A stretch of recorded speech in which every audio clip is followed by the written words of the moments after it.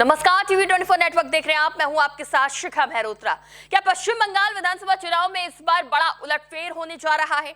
क्या ममता बनर्जी की कुर्सी खतरे में दिखाई दे रही है? ये सवाल इसलिए उठ रहे हैं क्योंकि बंगाल चुनाव से पहले हुए एसआईआर को लेकर ममता को जिस बात का डर सता रहा था, आखिरकार वही होता दिखाई दे रहा है। दरअसल चुनाव आयोग की तरफ से जारी आंकड़ों के अनुसार पश्चिम बंगाल में एसआईआर अभियान के बाद आई वोटर लिस्ट से करीब 91 लाख मतदाताओं के नाम हटा दिए गए हैं। यह हटाए गए नाम राज्य के 7.6 करोड़ मतदाताओं में से लगभग 11.9% है, जो एसआईआर की शुरुआत से पहले मौजूद थे। वहीं अब बंगाल चुनाव में 91 लाख लोग वोट नहीं डाल पाएंगे। इस वोट के कटने से राज्य में मतदान के प्रतिशत पर गहरा असर हो सकता है।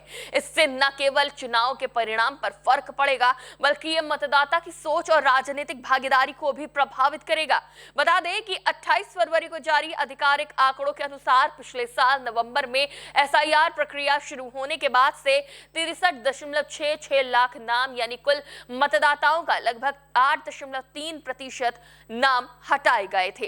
इससे मतदाताओं की संख्या लगभग 7.66 करोड़ से घटकर 7.04 करोड़ रह गई थी। इन 7.04 करोड़ मतदाताओं में 7.06 लाख ऐसे मतदाता शामिल हैं जिन्हें विवेचनाधीन कैटेगरी में रखा गया है। चुनाव आयोग के आंकड़ों के अनुसार न्यायिक अधिकारियों द्वारा की गई जांच में इन 60.06 लाख में से 27.16 लाख विवेचनाधीन मतदाताओं के नाम हटा दिए गए हैं। वहीं इन कैटेगरी के 32.68 लाख से अधिक मतदाताओं को बरकरार रखते हुए फाइनल लिस्ट में शामिल किया गया है।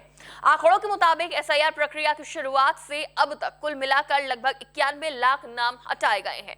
बता दें कि एसआईआर प्रक्रिया के जरिए जिन मतदाताओं के नाम कटे हैं, उनकी वजह से ममता को अपनी हार का डर सताने लगा है।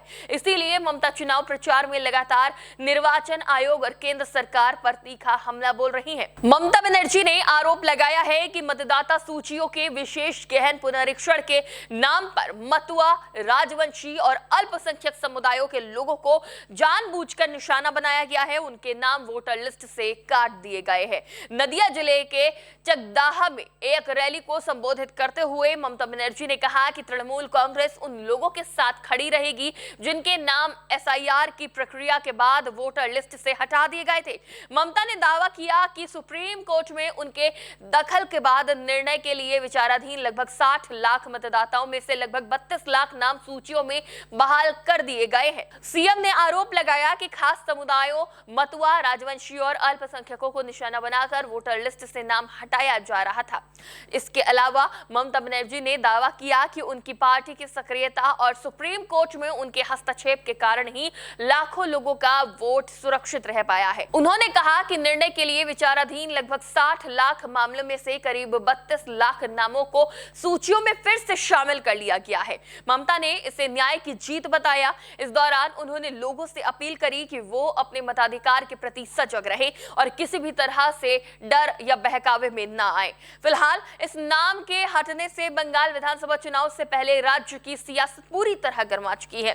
एक तरफ टीएमसी अपनी सत्ता बचाने में जुटी हुई है, तो वहीं दूसरी तरफ बीजेपी ने भी मिशन बंगाल के तहत पूरी ताकत झोंक दी है। वहीं अब एसआईआर के जरिए 91 लाख मतदाताओं के कटे नाम को लेकर ममता बनर्जी की मुश्किलें बढ़ती नजर आ रही हैं और ये ममता बनर्जी के लिए बड़ा खतरा बनता जा रहा है, क्योंकि बंगाल में इस बार सत्ता परिवर्तन का रास्ता बीजेपी ने तैयार कर लिया है। वहीं अब ममता अपनी सत्ता हाथ से निकलता देख बौखलाई हुई है और लगातार बीजेपी और केंद्र सरकार को साथ ही साथ चुनाव आयोग को घेर रही है।